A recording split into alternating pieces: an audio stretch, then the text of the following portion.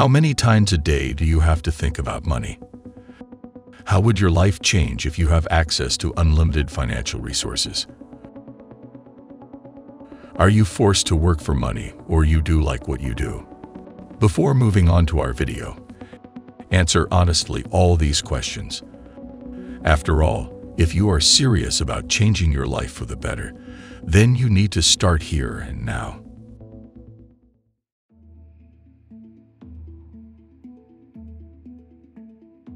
Obviously, there is a real cult of money in modern society. Of course, money cannot buy everything, but with the help of these pieces of paper we can satisfy our numerous needs, from food to traveling around the world, and owning all those attributes of a luxurious life. Perhaps everyone dreams of wealth from early childhood. However, you have to be honest now. How do you feel when looking at people with a level of income much higher than yours? Interestingly enough, the range of your feelings can be incredibly diverse. From envy and irritation to admiration, psychologists have come to the conclusion that the attitude to money is formed in early childhood. If a child grows up in a family with very modest incomes, they will never believe that one day they will be able to get rich. Already as an adult, they are not looking for ways to improve their financial condition. They are 100% sure that they don't deserve it. For them, billionaires seem to be people from a parallel universe. At the same time, many believe that money is evil, and in order to earn a really big fortune, you need to be a very pragmatic and cunning person, ready to go over their heads in order to achieve your goals. Other people, on the contrary, admire billionaires, but at the same time, they are more than sure that the world of billionaires is forever blocked for them, since they are not smart and inventive enough. In general, they are quite a different breed. Will you be surprised after learning that none of them will be rich? Every rich person thinks like a billionaire, even if they have only $5 in their pocket. They know that all financial difficulties are temporary, and they know that they deserve more. It turns out that their thoughts and actions are aimed at finding ways to increase capital. These attitudes are embedded in our subconscious, and they determine our actions. Any changes in life occur only when a person has managed to change their way of thinking. And this is not easy, but it turns out nothing is impossible. We know thousands of stories of people who were at the bottom of life, but managed to reach the top. Today, we can use their experience, and it depends only on us what we choose, to roll down the hill or move forward.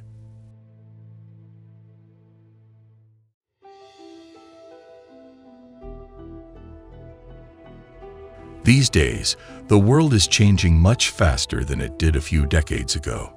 We all have to make huge efforts just to stay afloat, and it is even more difficult to get ahead of our competitors.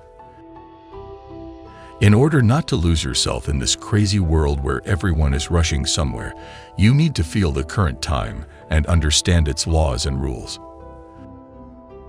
The main difference in modern society is that consumption has become the main form of social activity. People no longer strive for production and accumulation. Instead, they focus on the consumption and use of material goods. Today, we buy something new every day, and most of our purchases are thoughtless. A lot of marketers and PR people are working to take all the money out of our wallets. The advertising that we see everywhere makes us feel dissatisfied all the time. We are constantly missing something for complete happiness. Starting from a hamburger that we suddenly want after seeing an advertisement, despite the fact that we are not hungry, and ending with expensive cars and houses. We don't even have time to enjoy the purchase. Once we save enough money for the latest iPhone model, Apple immediately announces the next one. The problems of consumer society are perfectly described in the book by Jean Baudrillard. The French sociologist and philosopher believes that the consumer society creates only the illusion of happiness and satisfaction. It seems to us that the acquisition of a new thing will fill our life with meaning and make us at least a little happier. This illusion makes us constantly buy new things, even if they are not needed. But it's actually a trap. Material objects can't make us happier. It's directly the opposite. When the meaning of a person's life is reduced to buying any goods and services, they turn into a slave of money. According to Baudrillard, the culture of consumption leads to the fact that everything we do becomes a way of expressing our personality and social status through the purchase of certain goods. As a result, the real value of things decreases and people become less happy. This is confirmed by the statistics on the increase in cases of depression. In a consumer society, people quickly lose the ability to enjoy life.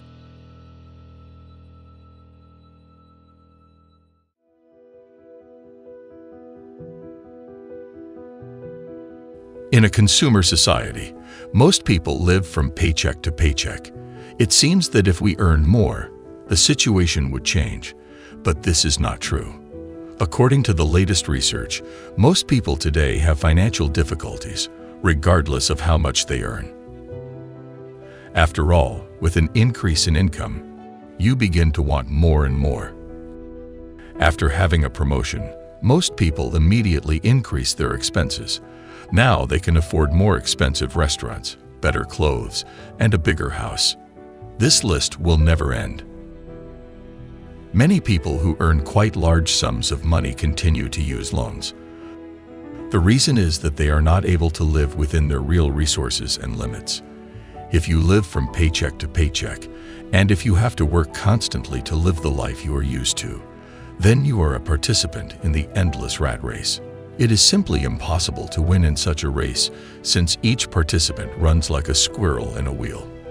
One day, the squirrel will simply run out of steam while never reaching the final goal and understanding its reason. But there is also good news. You can choose if you want to keep running or quit the game. To stop participating in the rat race, you need to take a break and think about what is really valuable to you. Financial freedom begins with the ability to plan.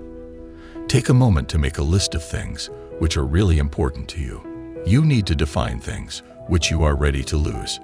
Now, calculate how much money you spent on unnecessary purchases last month. Perhaps you will be surprised by how much money you gave for something that did not make you happier. In fact, it wasn't even necessary to buy it. Now, write down things which make you really happy, and then check out what you can do for free.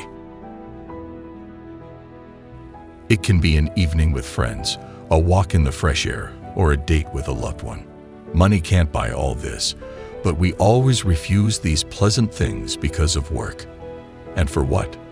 Just to buy another smartphone or go to a more expensive restaurant. Is it really worth it? The most important thing to understand in order to get out of the rat race is that there is no more valuable resource than time. You can only spend it. Therefore, we must learn to value our time and manage it in a competent way. Every free person knows how to manage their time, while the consumer society often takes away this opportunity from us. Many people have to work constantly, and they don't have enough time to just live.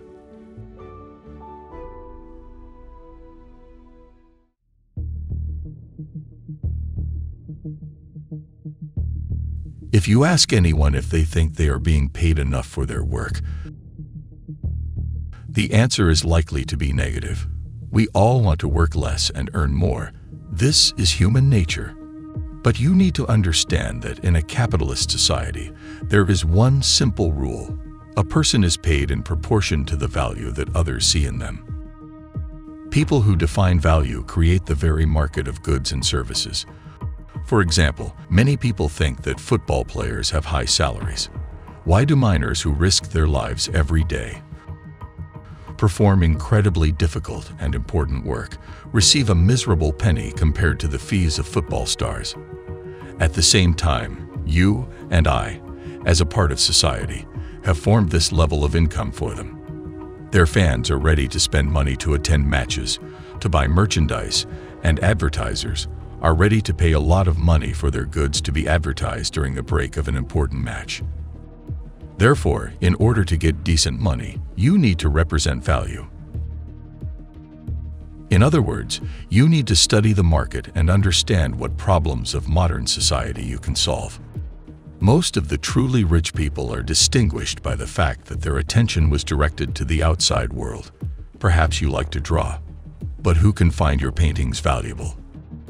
You can spend a lot of time creating a masterpiece, but there will never be a single person willing to pay decent money for your painting. What if you had initially studied the market and then created something that is really in demand? After all, while you were painting your picture, someone earned money by selling paintings for drawing by numbers. Someone organized exhibitions of already famous artists. In other words, while you were creating, someone was making money.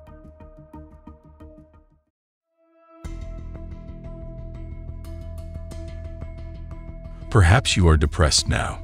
It turns out that there is no point in drawing pictures or writing books that no one will buy. Well, if your goal is to earn a lot of money, then you can really choose a lot of simpler and more effective ways. At the same time, if the process of drawing is more important to you than financial reward, then your creativity is priceless. First of all, it has value for you. After all successful artists, writers, and musicians were once unknown. Did Da Vinci think about money when he created Gioconda? Was Stephen King driven by greed when he started writing his first novel? Of course not. It's just that these people refused to participate in the rat race. They had their own way and reached the top. Think about it. Maybe your goal is not money at all. What do you really want to do? What will make you happy? Now, answer these questions in the most honest way and start acting. Why? You are the master of your life, and no one will lead you to success. You have to find your way and reach the top on your own.